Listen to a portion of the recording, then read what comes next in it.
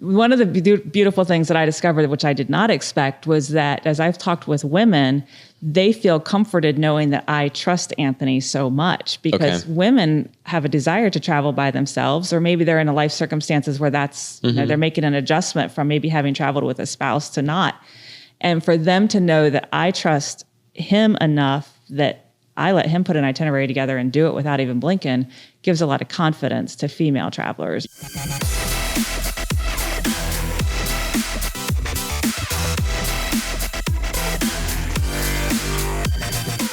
Welcome back to the Lead Lamp Podcast with Latricia Eberly from Complete Safaris. Thanks for coming on the show. We haven't done a podcast in a couple weeks, so I'm excited to get back into the role. We were on vacations and a bunch was going on, but I met you briefly for the first time like 2 weeks ago at the Conhouse marketing event, and I'm just excited to get to talking with you a little bit more. So thanks for coming on. Sure. Thanks for having me. Happy to be here. And I'm glad you mentioned Conhouse. They've always been a wonderful partner. I've worked with Sarah Barr since my first day in business in central Pennsylvania. And when I started Complete Safaris, it was a no-brainer. I feel like everyone has. Yeah. Like everyone that you talk to that's kind of on our level, like our size businesses, like big in our community, but just kind of still local, is everyone's like, oh, Sarah's great. Everyone you meet is like, oh yes, Conhouse, like their whole team. It's not just Sarah. Their whole team is awesome. But this isn't the Conhouse podcast. No, right. We're here to talk about Complete Safaris. In Kenya. So in Kenya. And I have a lot of questions. So kind of give us a little bit of a background on how do you even get into running a safari travel business like that? It's so crazy. It's very unique. So crazy. And there's so many different ways we could go with the story. So we'll see where we land in our conversation here. But the short version is that I had a dream to go to Kenya, actually to go to Africa and see elephants. That was my passion. That was my dream. So we did that for a significant birthday. Okay. And we were over there and getting to know our guide in the vehicle and had been chatting, what we do for a career. And I mentioned I work for a nonprofit. But as we're driving along, I started quizzing him with questions related to travel and tourism. I was asking him about ADR and occupancy, and he kind of gave me this look like, who is this person with these questions? And I said, oh, I used to be in travel and tourism. I said I'd give anything to go back to it. And he tossed over his shoulder. He's like, well, we could go into business together. Okay. And to me, it was just something that a guy that I met 2 days ago said, and I just let it go out of my head. And that night before we went to bed, my better half said to me, he's like, you could do that. And I said, do what? And he said, you could go into business with Anthony. I was like, I just met this guy. I'm like, wait, he did say that. Yeah. Oh my goodness, he said that. And so Dave and I started talking that night. And the next morning we got back in the vehicle and I tapped him on the shoulder. I'm like, hey, by the way, that thing you said yesterday, I got some ideas. Okay. And everything he said, or I said, he agreed with, and we kept rolling with it. So that's the beginning. Nice. Now, I'm guessing that was kind of like a jump off the deep end type of thing. So, what do you not know then that you know now that you're like, I did not expect that, to go into a business that you're not just doing, it's technically a travel agency, but you're specializing in one country thing in one place. So what didn't you expect when you're like, all right, well, we're going in, we're doing it now. Like things that came up that you're just like, I didn't even know that was a thing. Yeah. It's especially multi-country. Right. Yep. Yeah. Really good question. So as we talked the rest of the trip back and forth, like I said, we were in great synergy. It was a fun idea. And I started researching how much Kenya was investing in tourism, and tourism is one of the top 3 drivers of the gross domestic product. I read it was like 10% of their annual revenue. Yeah. Significant. And I thought, being a woman in business in Kenya, that's got to count for something. And so that's where I was starting. And I came home and a friend of mine said, you should work with the SBDC, Small Business Development Center. And I'd heard about that, but it was never relevant to me. So I didn't pay any attention. So I reached out to Shippensburg SBDC. The woman I was matched with there didn't have experience in international business. So she connected me with a colleague of hers at the Pittsburgh SBDC who had international business experience. And he connected me with 2 international lawyers who gave me free hour of consultation. And they very quickly set me straight that I could not start my business in Kenya. I needed to start it here in the United States because there's just too much about international finance, international law. And so that was the first hurdle. Especially for your first go. This is your first go around. Like ever in business. I've always worked for somebody else. And I do still have a job for somebody else as well. So yeah, that was the first real wake up call. I was like, oh, there's a few things involved with this. A little bit more hoops to jump through. Yeah, it's not just talking about elephants and coming up with a cool logo. Yeah, and that's the other thing that's interesting, and we're kind of starting to bounce around, which is normal. But like you're getting into it with a passion that, you know, you love this country that you visited, and you love obviously the attraction there is the safari. You're seeing the animals and the wildlife, and not just that, but just the ecology in general of that area. And you quickly learn like, oh no, like it's more than just, you know, going on the safari or visiting this beautiful country. There's a lot of things that aren't as pretty involved in doing this. And I think that's just like any small business where there's a passion, and then you look behind the layer of paint there, and you're like, oh wow, there's a lot back here that we got to deal with. Yeah.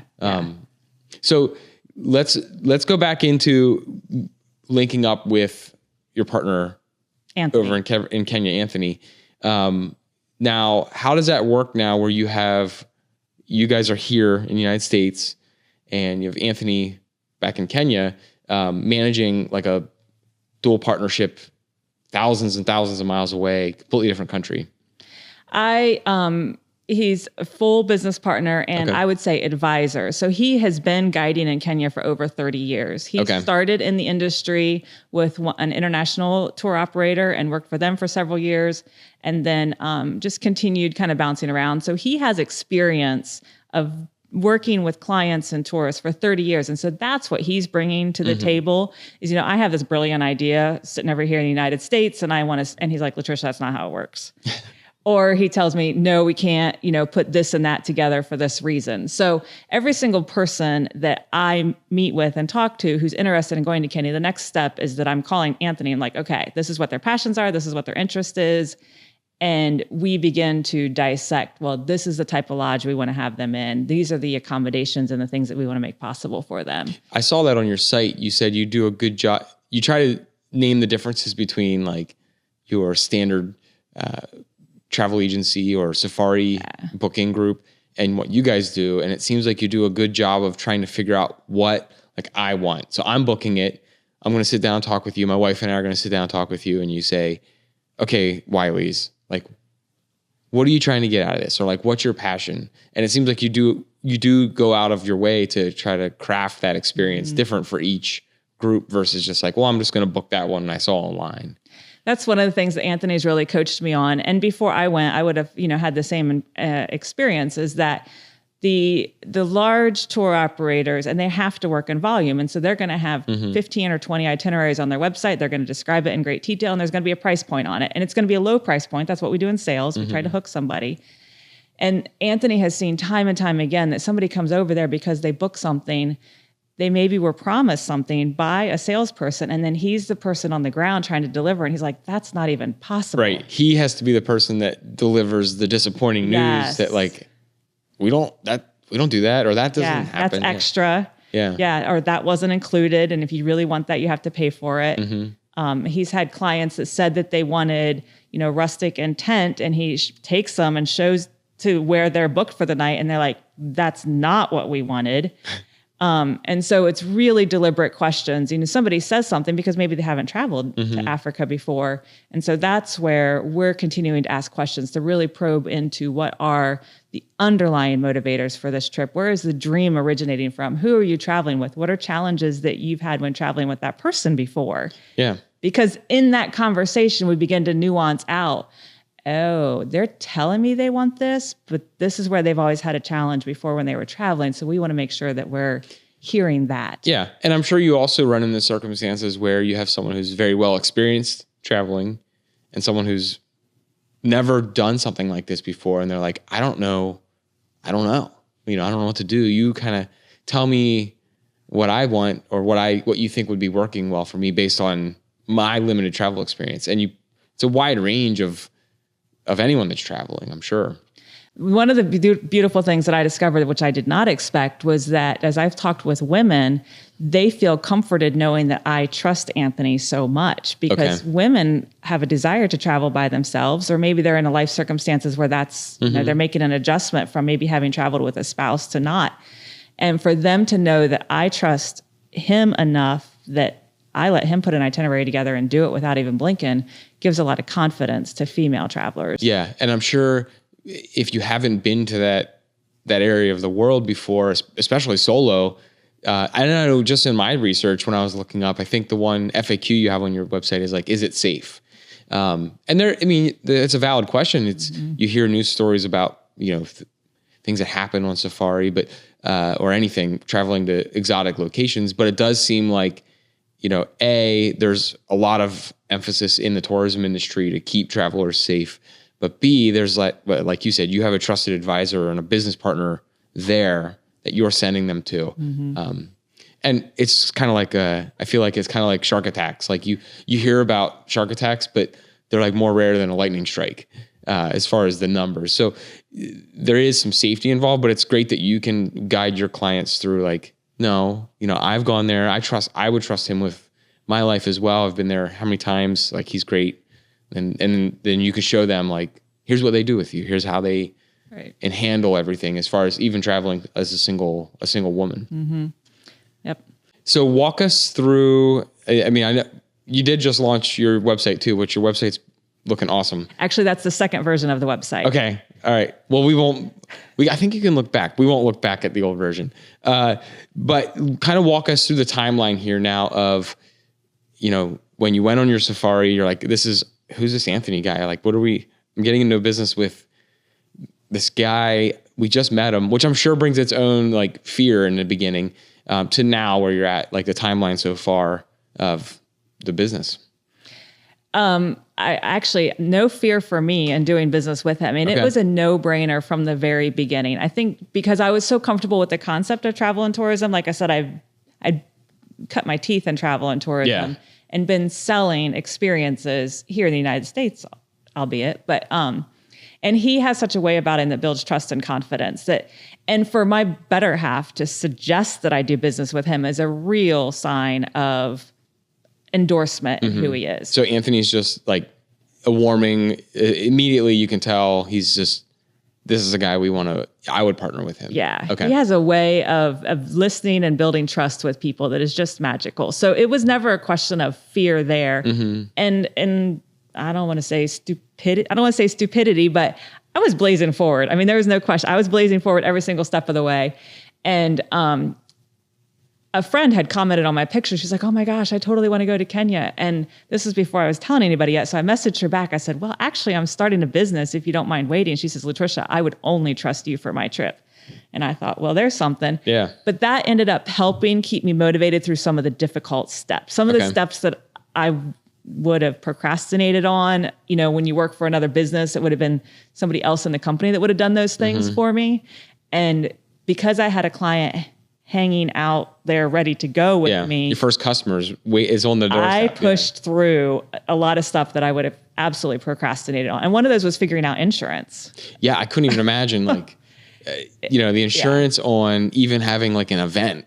Like, you know, we'll do some events and just event rider insurance, what you have to go through to answer questions on that. I can't imagine what that would be for a safari business or a guide.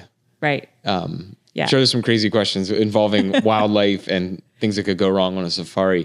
But I mean, it isn't. You're in a vulnerable area. I mean, it's Africa. You're in the wild, and you're near some very powerful animals. I'm sure there's a lot of crazy stuff that can happen. But it's still fun though. Yeah, it's absolutely fun. Well, that's actually surprised me that some people say to me, weren't you afraid? And that never crossed either of our minds in going. But to realize that is a thing. Some people are afraid, and so. Coming back to the whole listening to clients, it's like, where do you start the conversation or the story? Do you start with assurances? Some people ask right away, do I have to sleep in tents when I go? And I tell them, are you kidding? The tents that I've stayed in Kenya are nicer than the Hilton and the Marriott here in the United States. And just from looking, so I did some research on what you guys do, but then I did some research on other safari experiences. And it's funny that you said that. a couple minutes ago, how you can kind of go online and just like scroll through packages and pick the lowest cost or sort by whatever. There are a lot of companies that just do it based on like price point. So they're like, oh, well, $800 a person all the way up to, a few $1,000s a person per day. And what you're seeing that's available is a wide range of comfort or experience levels. And you can kind of rough it all the way up to some of the places, like you were saying, you look at them and you're like, it says it's a camp, but this place is this is not a camp as what I would picture. Right. So, there's really all sorts of comfort levels as far as accommodations as well. So I'm sure you can customize it. Yeah. Yeah. 100%. Yeah. I was kind of jealous. I saw some of them and I'm like, that is nice. Like I've never even seen a place in the States that looks that nice. But also not just where you're staying, but you can probably do a lot to customize someone's experience on a safari, as far as what they want to see. Now you can't guarantee they're going to see something or what they want to see, but like, no, I want to kind of stay away from this kind of wildlife, but I'd like to go to this area. I'm sure you can even plan the itinerary around that as well, right?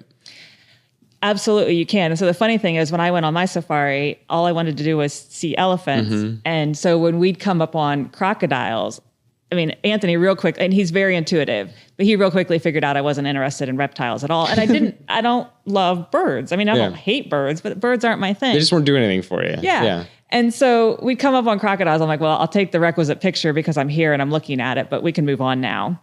And then we came across a monitor lizard crossing the road, and that lizard is about as wide as the road. And supposedly that's kind of unusual. So I'm like, all right, I'll take the requisite picture and move on. And probably took a few cool bird photos. But now as I'm marketing a business, I'm thinking I have to speak to everybody. And so I just found that monitor lizard photo from my trip. I'm like, why didn't I take 20 of those photos? I need this now. Yeah.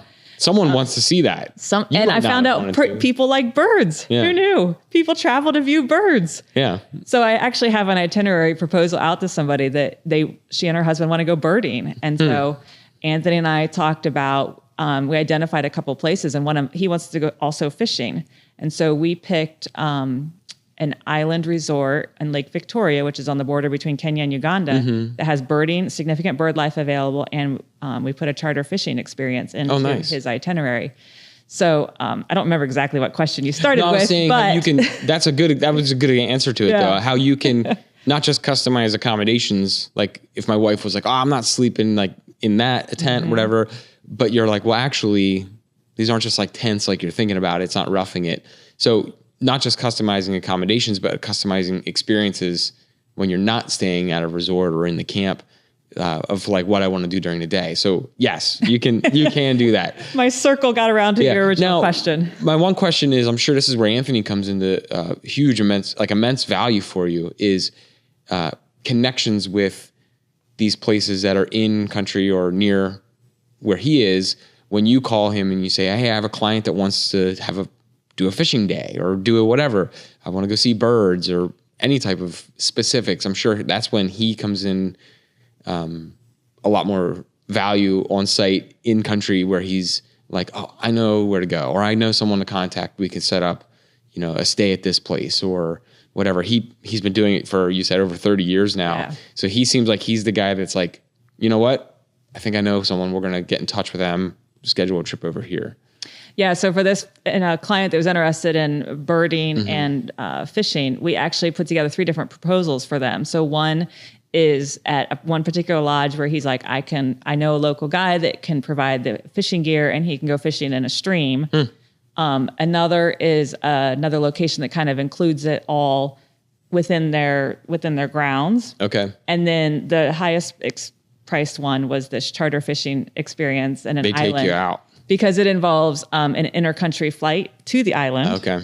And then the charter fishing experience for 5 hours. And so we talked through all of those. And of course, he jumped right to the most amazing experience. He's like, this is what we need to do with them. And I'm like, okay, but let's give them some options within this. And so they can pick. Yeah. Yeah. Yeah, that's pretty cool. Now, I'm curious, like, what is he fishing for? Like, what do you fish for out there? If you don't know all the fish, that's okay. Yeah, I don't know fish. I do remember trout was one of them. Okay. Trout was stream trout or something like that. Huh. And then also there's deep sea fishing off the coast of Kenya, which we're not including in his itinerary, but yeah. Okay. So I'm getting off track on this one, but there's trout there. So in my head, I'm thinking trout, like, well, we have those here in the Yellow Breeches down the street. What's the weather like compared to where we live, like in Kenya? Or I'm sure even from one part of Kenya to the other part of Kenya is even different weather, east, west, north, south. But what's like the general climate like there? Funny story. So Kenya's on the equator, so it actually doesn't vary much by degrees all year long. But this is probably true of many people in warmer clients, is if you ask a Kenyan, it is cold in the winter. In fact, when I've met Anthony's family and his granddaughter, and they had his granddaughter bundled in a puffy winter coat with a sock hat on when I was wearing shorts and a t-shirt. So it's like the kid from the Christmas Story. Yes. And all bundled up. So the temperature varies. They're in Celsius, and I still can't do the math in my head, but I would say the temperature varies from maybe the coolest evening would be 65 or 67. Okay. Up to, depending on where you are, if you're closer to the equator, it could be hotter, upper 80s, maybe 90. But that's for the whole year. That's the variation of temperature. And people say, take a jacket in the morning because it's cool. And yeah, it is, but we're used to much cooler. I was going to say, if you're used to Pennsylvania weather, yes, you're like, well, 65, I'll take that. Yeah. Yeah. Huh. Okay. I would have expected it to be hotter.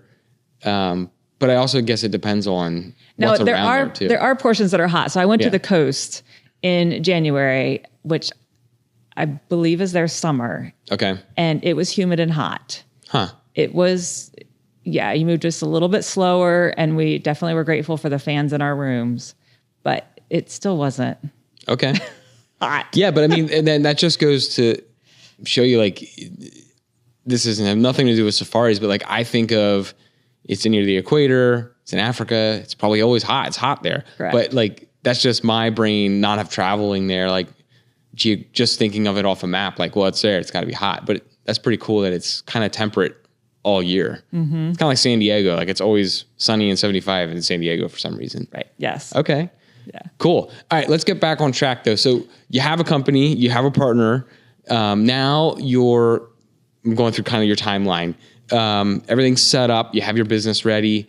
Let's talk about like your first, you alluded to it when we were first talking here. So let's talk about your first client you had. I don't know if you had like a fun experience or anything when you booked your first client and you're like, yes, this is like I got a customer. We got him there. It was really valuable to have that first client kind of waiting in the wings, because and they were a connection of yours anyway. Yeah. So you had a good from previous relationship. tourism experiences here in Pennsylvania. So it, like I said, it kept me motivated business-wise to work through some of the tough stuff, figure out some of the nuances. And then it gave Anthony and I kind of this first conversation of how to work it. And so it was quote unquote easy enough to put the itinerary together because, that's just a conversation between he and I, but I didn't want to, and she was ready to book, but I didn't want to accept her deposit until I had insurance in place. So I want to make sure that I was covered for insurance. So she's ready to give me a deposit. I'm trying to figure out insurance. And then I discovered, rightly so, that in order to book with the accommodations in Kenya, I have to have a contract with each of them. And so I have to reach out, get a contract. It's not a problem. It's just a process. And so that's a little bit of back and forth. And then I had to figure out money transfer. So if I transfer from my bank account to the accommodations bank account, my bank charges $40 transfer fee. For like an international transfer? Okay. Yeah. If you use a credit card, as many companies are now, they're charging a fee on their end. And so that was just another process. It's like doing the math of figuring out I could transfer the whole amount to Anthony's bank account and he can make the payments.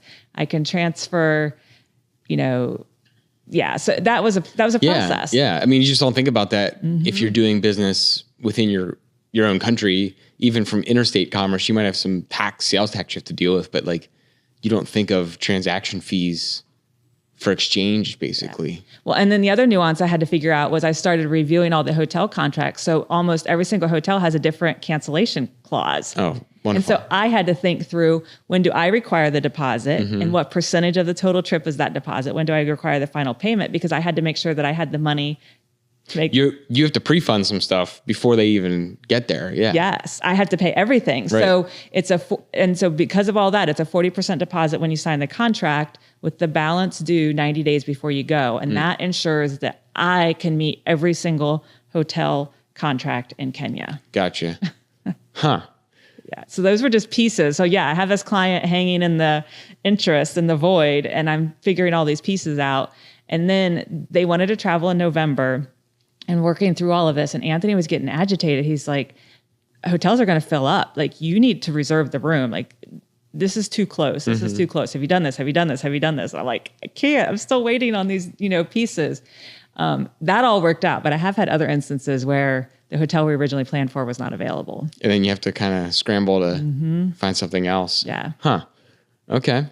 So is that something you're talking about the contracts with these lodging and accommodations?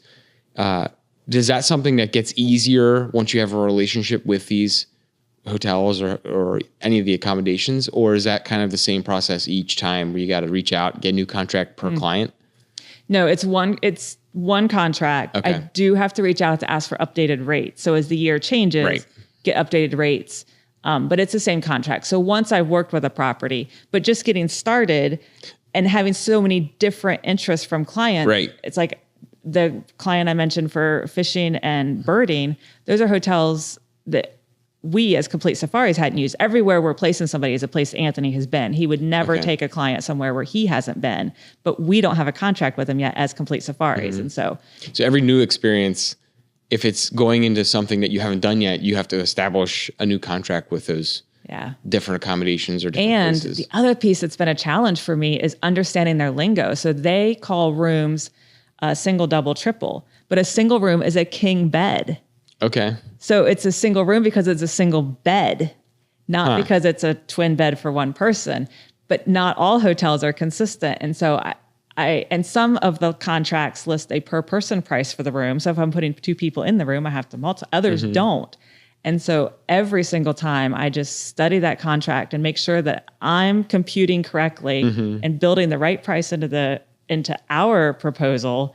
And then that you're not sending someone there thinking that, oh, this is a double room. Yes. And you get there and it's not what they expected. Yeah. That's the beauty of having Anthony as my business partner on the ground rather than another guide, is that he knows exactly what we've booked for them. He has every single detail and he confirms it when he checks in. So before the client even sees their room, he's making sure that the room that they're being given is exactly what we intended. Good. Versus if if he's working for somebody else, he doesn't have that latitude, that he has to make a call to the main office and they have to take care of it and they have to make a call. It's kind of like the two scenarios, like if he's working for someone else like he did in the past versus his own thing. Like, I'm sure in the past, hopefully it's this way and I'm not getting it wrong. Like, you just get, here's your itinerary, here's who's coming. Yep. Go. That's exactly and here's your directions. Yes. Now he's helping you craft the experience for those travelers, so that way when they arrive, he already knows everything that's going to happen for their experience, not just given this like sheet of instructions. Here's where you're taking them. And I'm listening really carefully in every conversation I have with a client, and I'm making notes and I'm passing that off to him. And little tips, just little things. And so he's looking and knowing opportunities to wow every single step of the way because it is his client. And so in fact, going back to our first clients, Anthony took care of my better half and I when we went, and then he took care of our clients 1 year later. And she was messaging me the whole time and sending me pictures and showing me things. And I was harassing him. I said, Anthony, you didn't do that stuff for us. And he's like, you weren't my clients.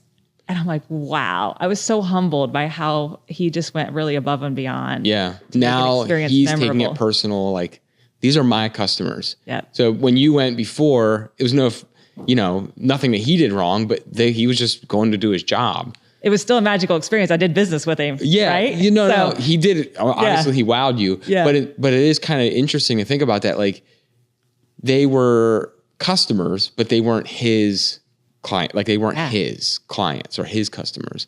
So now it's great that, like you just said, he took it very personal that time because like, no, like these are mine. I'm responsible for this. These are my customers. Now you are too, but like on the ground when he's there and they get over there, like he's taking that to heart. Like this is, I gotta knock their socks off. Yeah. I actually had to step away from my computer at one point, and I actually cried when I got one of the messages from our first client in Kenya and knew what he was doing for them. I was like, oh my gosh, he is killing it. Yeah.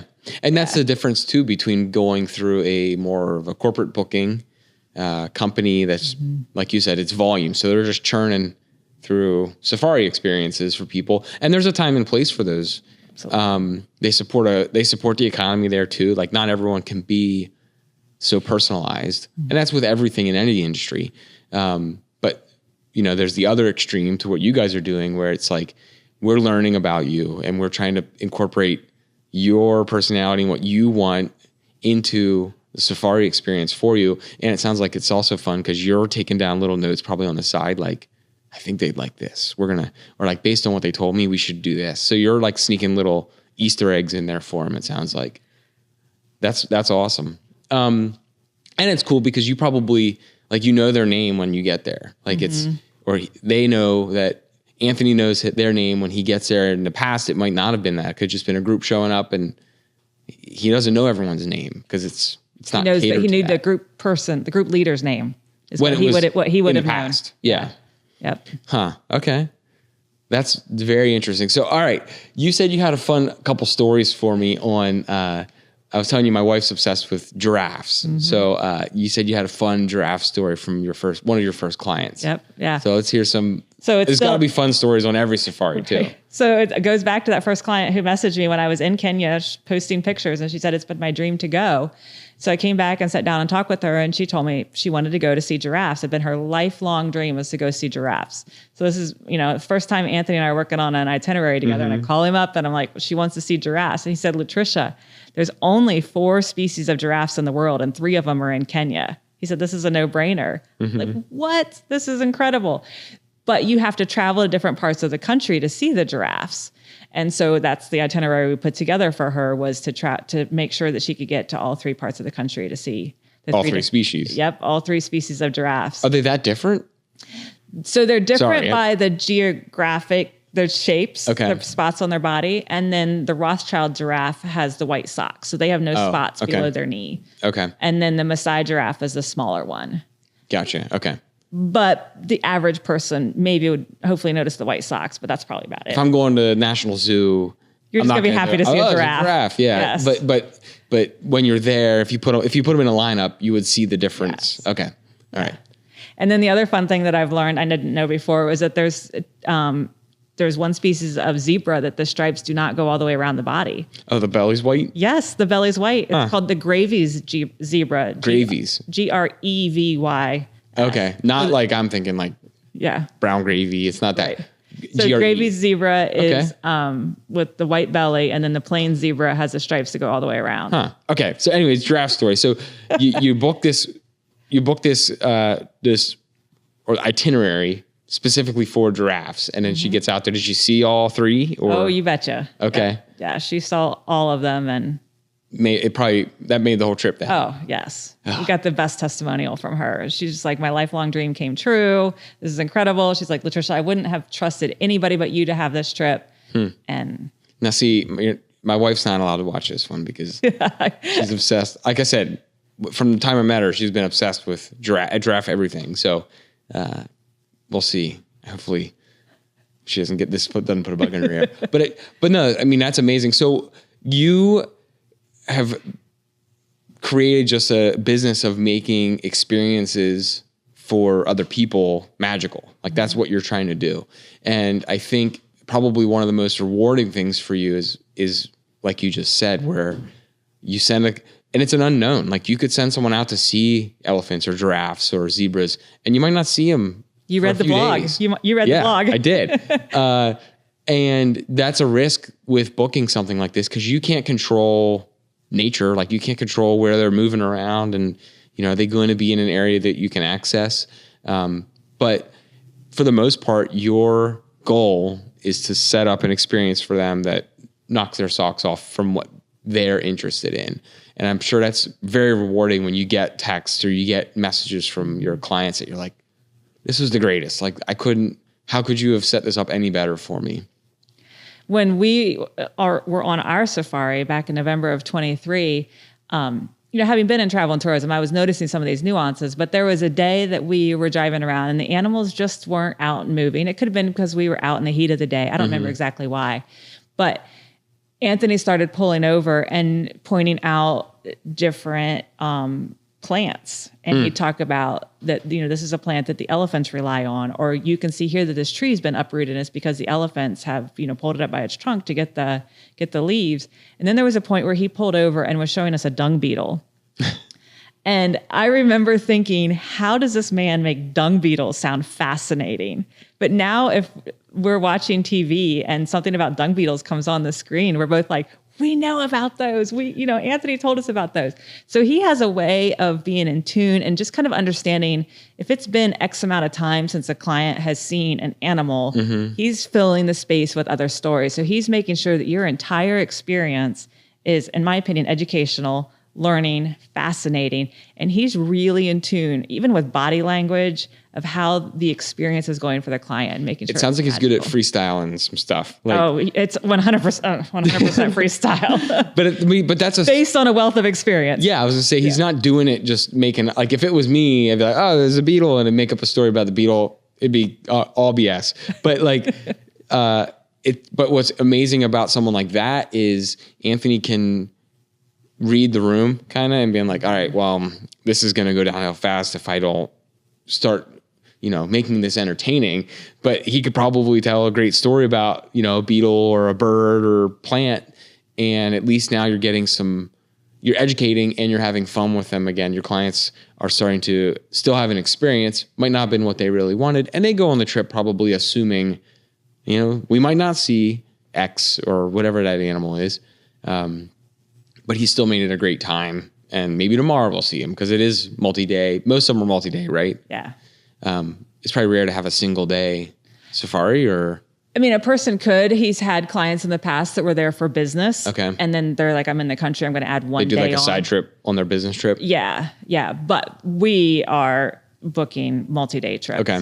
So, but that is a skill you have to have where it's like, ooh, like this could go south quick if we don't start incorporating something into it. And at least you have someone there you can trust where you're like, all right, well, he'll take care of them. No matter what happens, he'll find a way to, give them a good trip. And it sounds like he's got I wish he was here. It'd be almost fun to have like, oh my gosh. Sounds like he's a character. So, that's a lot of skill to be able to just change the direction of any kind of thing like that, especially when it's not going your way and you're like, oh, I can tell they're getting upset because they haven't seen their elephant yet. So what is it about, what it is about being in Kenya or being in Africa, seeing these animals, it was just a magical thing for you, aside from Anthony and aside from being there to see your elephants, that was just amazing when you go there. So obviously there's a passion about being in that part of the world. I'm sorry.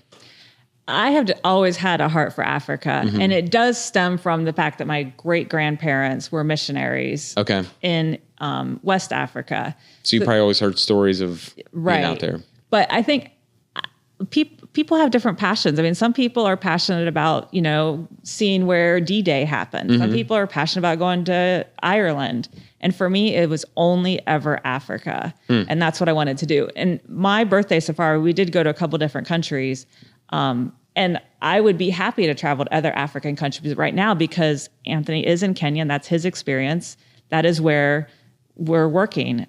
I would be happy to travel to other countries, but I also do believe, though, for me and my learning process, that to focus and hone in on Kenya and learn everything I can about Kenya is what I think also makes what we're doing unique, is that it's sharing fun facts about Kenya. And that's what I try to do on our social media, is to not sell, you need to go on a safari, but to sell an interest in a country, so that when somebody 5 years from now is thinking, we should go on a safari, all of a sudden Kenya is the only thing that comes in their mind because they've been subtly seeing fun facts about Kenya from our social media all along. Yeah. You're kind of doing two things. And this is my SEO brain coming on. Like you're educating on Kenya. Mm-hmm. So if people are familiar with your brand and they're familiar with you, when they think of a safari or someone mentions it, they're like, oh yeah, like Kenya. Gotta go to Kenya. The only option. Then the other thing is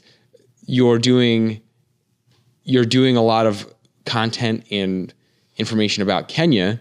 So if someone knows they want to go on a safari already, like you don't need to plant the seed of going on the safari, but they know they want to go to Kenya for the safari. You're doing a lot of work now to plant yourself as an authority in Kenya. Mm-hmm. So yes, you're doing two things. One, people that want to go on a safari. They're looking up where to find safaris. They know you or they've met you and they're like, we need to go to Kenya, just from interactions on your social media or meeting you in person. But then the other side of it is they know they want to go to Kenya for a safari already. And you're doing a lot of content that in a year, 2, 3 from now, when you've built even more authority on search engines, just from your blogs and everything, your goal is then to pop up for Kenya safaris. So that way you're hitting people when they're in that shopping moment that they're looking for that guide. You absolutely nailed it. One surprising piece for me, again, first I went to Kenya for elephants. Mm-hmm. That was it. And I already talked about taking the pictures of the birds and the crocodile, et cetera. You're like, this is great, but where's my elephants? Well, then Kenya is on the coast of the Indian Ocean, and I found out that there's snorkeling and dolphin watching and scuba diving available. Mm-hmm. I'm not a coast girl. If you're sending me on vacation, I'm not going to pick the beach, but I thought I need to be able to talk about this because there's, people in the world that like beaches. Yeah. And just a couple. A couple. So that's what I did this past January. And there are 2 UNESCO sites on the coast. So that stands for United Nations Educational, Scientific, Cultural Organization, I believe. It's a designation. It's a worldwide designation. Kenya has 8 UNESCO sites. So I visited 2 of them. And then I wrote a blog post about it. They are performing insanely well because there's so little information about these 2 UNESCO sites on the internet at all. Wow. And so these keep popping up. And so now I'm thinking, all right, my next trip, I've got to go visit more UNESCO sites because this is working SEO wise. Yeah. It's funny how, so this is a completely different, this is more the marketing side, but it's funny how when you start doing SEO, there's research tools galore about, we can help you find topics and we can do this. And you can find, we'll charge you $49 a month I'm talking about these SEO tools to help you discover the type of content you want to write. But it never fails to amaze me that although you can get some good insights out of those tools, the best way to find like the golden egg of SEO when you've like cracked that egg is just by writing and stumbling upon this gold mine of, holy cow, there's a lot of people hitting this, this blog post or this page. And we never even thought this was going to be the one that was going to be big. It always ends up being that way where you're like, I wanted to go after this. And I just mentioned something over here and then it gets a ton of traffic because I talked about this UNESCO site or whatever the topic is. You're exactly right. Yep. Now, one thing I was thinking about while you were talking about, I have to go over here and get pictures or I got to do this on my next trip to get this for this type of client. Does Anthony also send you stuff like, hey, we just uncovered, or we're not uncovered, but I got pictures of this. We have clients that got pictures of this. We didn't have pictures of that yet. Do you get content from people that are going to visit as well to reuse that you didn't have before? So our first client, she gave me all of her SD cards. So I got 3,000 photos from her, which was fantastic. I did, rather than taking my camera with me on every single trip, I ended up buying a duplicate camera and giving it to Anthony. Okay. And my hope and intent was that he would be providing me with endless photos. But the reality of it is, so he still works for a transport company. And so he's driving for different clients every day until we get our business up and going. And so what he's discovered, he probably knew it, but he's explaining it to me now, is that if he's getting his camera out to take photos when he's with clients, they want his photos because they're assuming that he's good at it if that's what he's doing. And then second of all, as the driver and the guide, he's trying to get the vehicle to the right spot for them to get the good photos. And so he's not always able to take He's photos. focusing on different things. Doing his job. And I also bought a gimbal for him because he was sending me a lot of videos that were shaky. And, but again, for him to clip his phone into the gimbal, make sure the vehicle's where it is, so he does send me photos, and he is an amazing photographer. He just has a way and an eye that he can see colors, he can see lighting. The photos that he sends are incredible, and I just grin from ear to ear when he does send them. And when I'm with him, I'm handing him the camera like, you take the picture. Yeah. So he does send content. He certainly tells me stories, client stories, which are really helpful to understand client nuances and behavior and why he makes the recommendations he does. Yeah, there's a lot of nuggets that I get from him. Yeah, when that just comes with doing it for 3 decades. Yeah. All right, so I'm gonna rapid fire some questions at you too. So, all right, when you go to safari or you go over there, what's your preferred accommodation? Like, do you want to be in the hotel that's more of the resort, or do you like roughing it? Kind of, which way would you prefer to stay? Personally, I prefer to stay in the nicer accommodations with, there are some that just 8 rooms. And so you're guaranteed they're going to know you by name before you get there. And they're going to greet you by name every day when you get back from your safari and ask how it went. The nicer meals, every meal there is exquisite and delicious, but the smaller places tend to do a little bit more personalization. How would you, I'm just curious too, because I'm a food guy. Like I'll eat everything. But what would you describe the cuisine there? Like what would you expect when you get there? There's always going to be something quote unquote American. So there's going to be a pork chop or chicken breast or something like that. There's always going to be a vegetarian option. And there's lots of Indian food because Kenya was settled by the British and they had Indian servants. Okay. So they brought a lot of that cuisine. So the chefs in Kenya are trained by Indian people. And so the culture, the food, there's lots of Indian, lots of curry, delicious, and almost always a fish option. So there's going to be a vegetarian, a fish, a protein, American protein kind of thing. Okay. Eggs for breakfast. Okay. Yeah. But that's... So getting back to your question, what kind of accommodations do I prefer? If I have unlimited money, that's what I'm going for. Right. When I go by myself, just for Anthony and I to explore, I am booking less expensive accommodations for myself because I'm trying to save money. When it's more of a business thing at that point, you're like, I'm here to do this. I don't need to spend, it's not my vacation. Yeah. I'm here for work. Right. Okay. So I book a safari, getting out there. What's a normal day, whether it's a single day, I'm there on a business trip, or I'm there on a 3 or 4 day excursion? What's a normal day look like for someone that's never been on a safari? What could I expect, no matter what kind of trip it is, if I'm there to see whatever?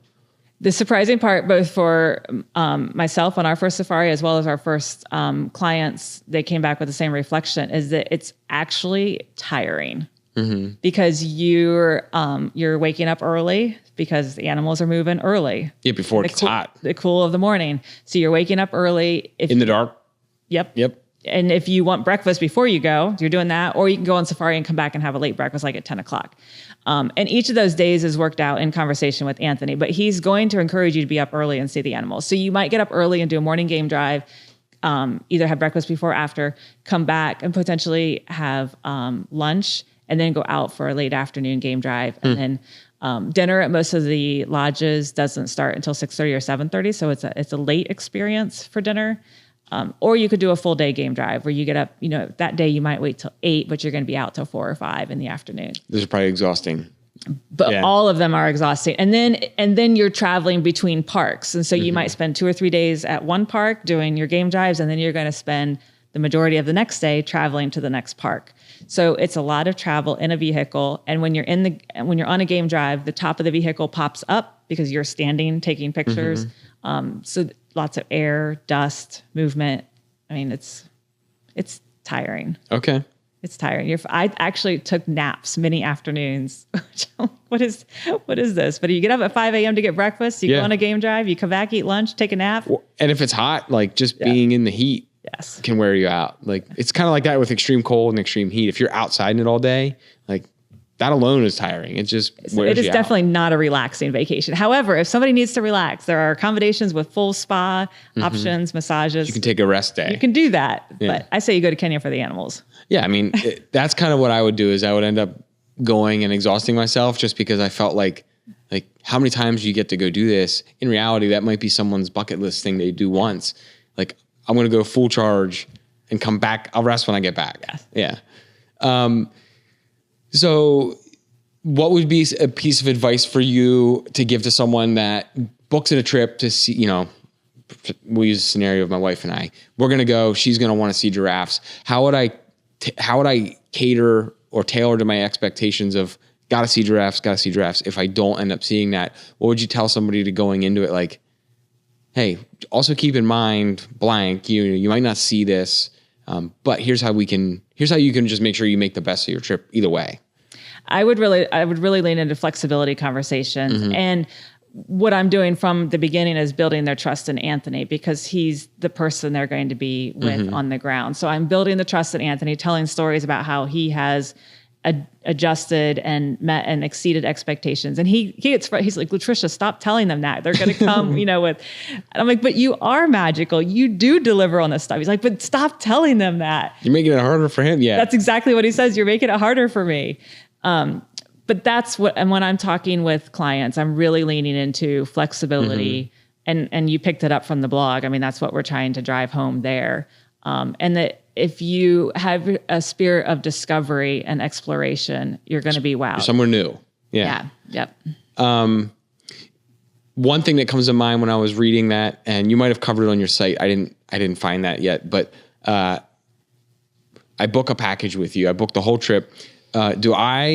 If I'm coming as a traveler, especially someone that might be researching you now, like, do I need to bring extra cash? Are my meals included?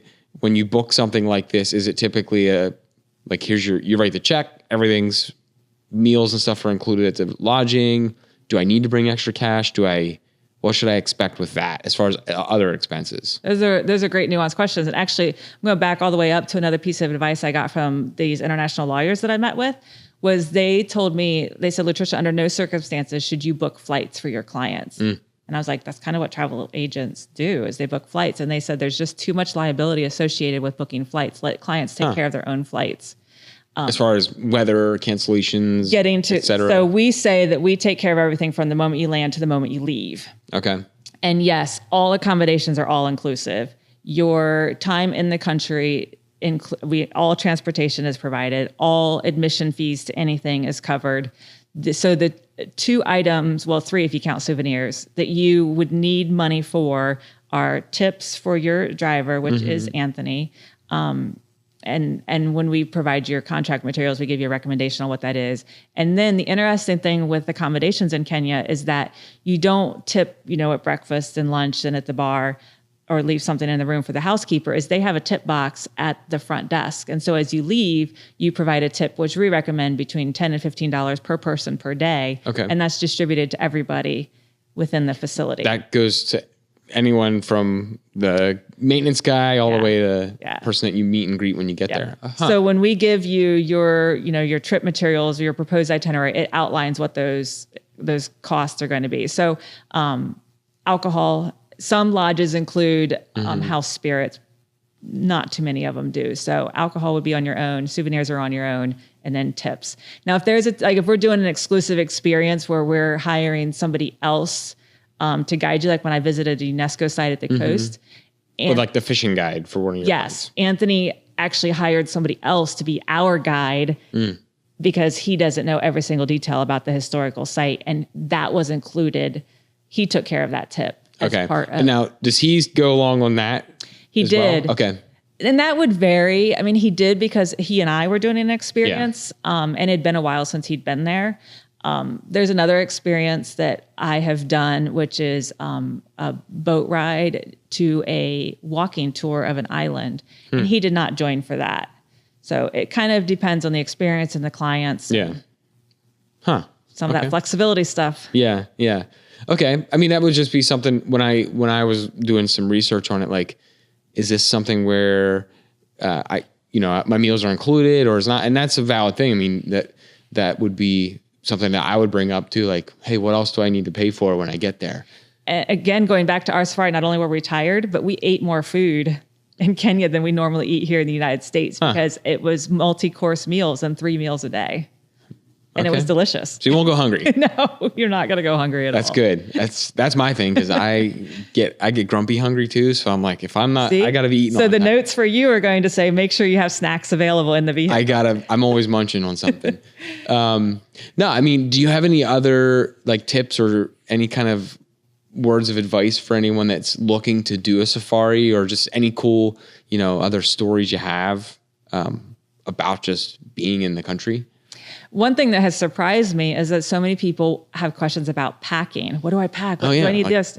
And again, that just didn't cross my purview as something that so safety wasn't something I was worried about. Packing wasn't something I was worried about. And so being in business, I have to be really aware and sensitive to what potential people's concerns are. And so you're asking about advice. Well, people always have questions about packing. And my advice is, I'll make recommendations, but that's not the be all end all. Yeah. It's your attitude, your mindset, and the experience that you're going to have when you're there. Yeah. I mean, obviously you want to be comfortable. So I'm sure you just say, well, what do you normally wear? Like you gotta be comfortable. Yeah. I'm sure there's not like a dress code for these things, but it's going to be warm. It might be humid. So just prepare for, and depending on time of the year, prepare for kind of like the weather we have here almost. Now you're doing some stuff. You have a new site up. We met, at the marketing thing we were talking about with Conhouse. You have your new website up. People can get in touch with you online, Complete Safaris. Facebook, you're up there. What else are you trying to do right now to engage with anyone that's interested in finding you online? Actually, I have a couple billboards going on. So I saw you posted about that. Inspired by Sarah and Conhouse again. Working with Lamar for that. So a couple of billboards. And that was because I have been working and networking in central Pennsylvania for 15 years. And just people to see my face and say, oh my gosh, I didn't know she was doing that I know her. now. Yeah. So that was kind of the motivation behind that. Okay. The blog has been the surprising kind of source of success. Definitely trying a LinkedIn audience. Well, and blog is cool because you're reaching people that are outside of your normal sphere because you're 100%. Writing about, you're answering questions basically.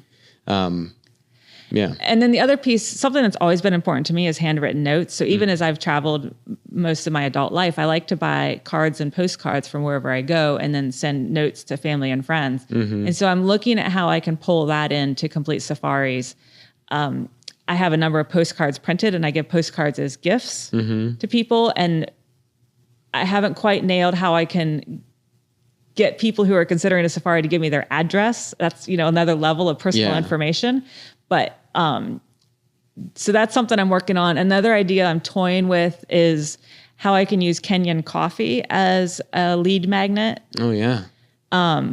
Selfishly as just starting a business, I don't want to be sending Kenyan coffee to everybody that just wants coffee. Yeah, there's a cost involved with that. Right. Yeah. But so how do I qualify somebody and use Kenyan coffee as a lead magnet?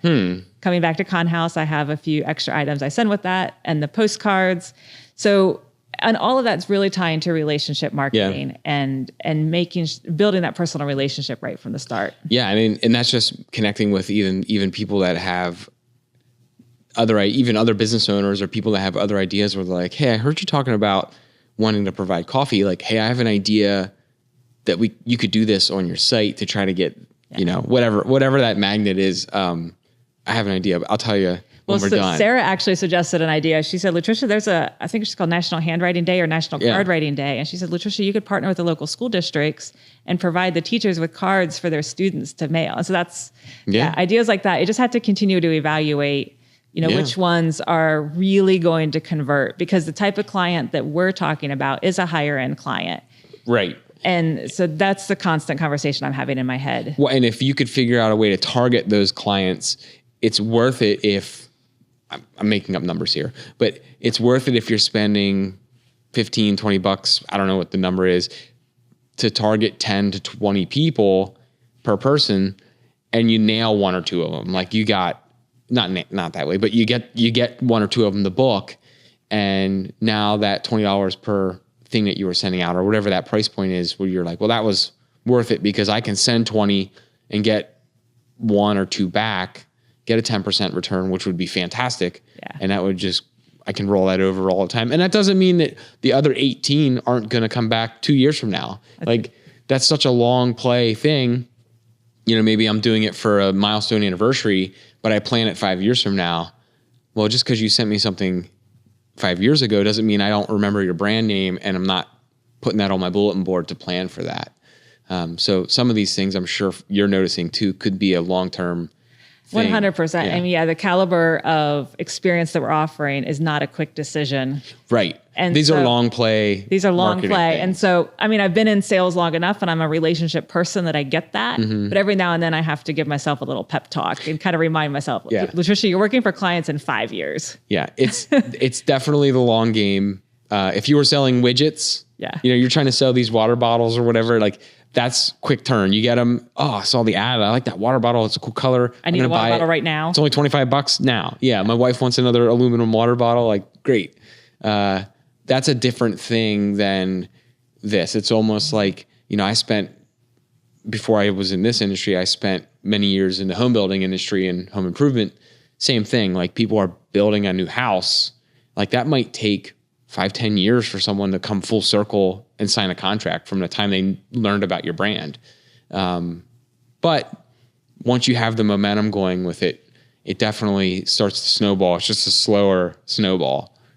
And people who go are undoubtedly going to have a good experience. Oh yeah. They're telling their friends and family too. And yeah. So it's part of the snowball is like, just need to get 1 or 2 clients there and then the conversation will continue to. Yeah, they come home and put all their pictures online, and inevitably one of their friends is like, "Where did you go? How did you do that?" "Oh, I talked to Latricia, and here, I'll give you all their information. Go to this website." And then before you know it, yeah, it'll be there. Now everything starts to work off referral. Even that's the gold mine once you have that. Okay.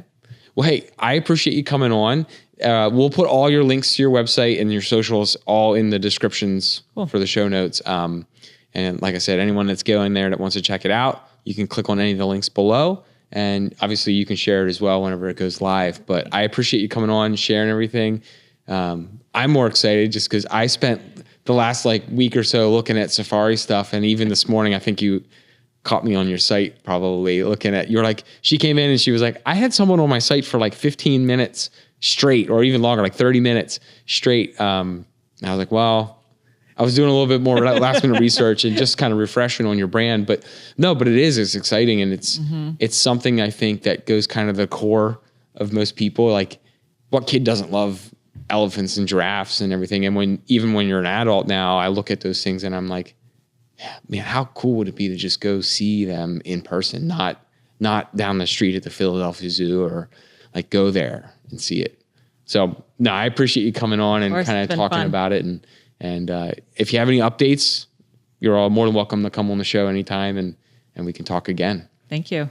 Appreciate it. It's an honor to be here and love talking about the business at the time. Well, again, maybe we'll do a recap here in a year or so, and we'll figure out. After you and your wife go on your safari, then you we can talk ask me about even the more post-safari trip. Yeah, right. Yeah. More pointed questions or reflections. Okay. Well, we have this is like the longer term thing. I was talking with her about it and I was like, well, we have a bigger milestone anniversary coming up. So maybe we'll use it for that because that'd be a special trip. Yeah. There you go. Cool. Deal. Well, thank you. Sure. Thank you. Enjoyed it.